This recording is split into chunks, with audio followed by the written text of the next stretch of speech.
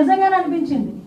ఒక పోలీస్ కాకి చొక్కా ఒంటి మీదకి రావాలంటే ఏదో బయటికి వెళ్ళి సిఎంఆర్ లోనో లేకపోతే ఎక్కడో లెక్కీ షాపింగ్ మాల్కో లేకపోతే ఇంకో షాపింగ్ మాల్కి వెళ్ళి కొనిసి తెచ్చుకున్నంత ఈజీ కాదు కాకి బట్ చొక్కా మీద పడ్డమంటే.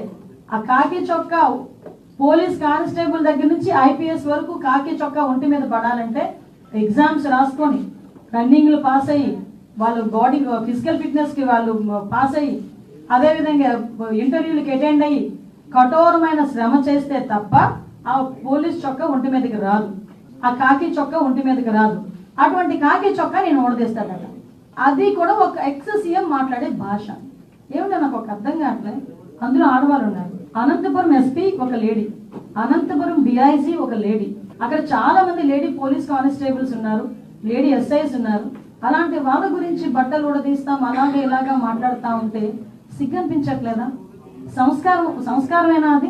కనీసం ఒక సంస్కారంతో కూడిన మాట ఒక ఎక్స్ సీఎం గా మాట్లాడాలి అన్న ఇంగిత జ్ఞానం లేకుండా ఎక్కడికి వచ్చి మాట్లాడుతున్నాడు? ఇది ఒక విక్టిమ్ హౌస్ దగ్గరకు వచ్చి మాట్లాడే పరిస్థితులు.